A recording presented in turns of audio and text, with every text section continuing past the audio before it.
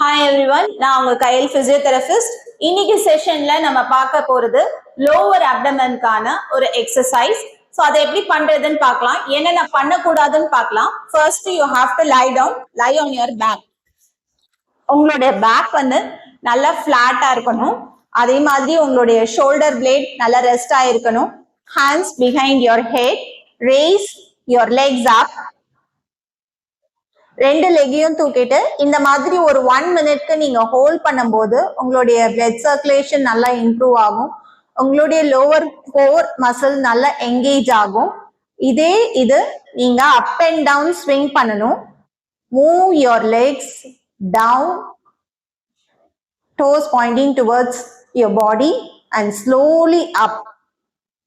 இந்த மாதிரி ரெப்பிடேஷன்ஸ் நீங்க வந்து 10 sets பண்ணலாம்.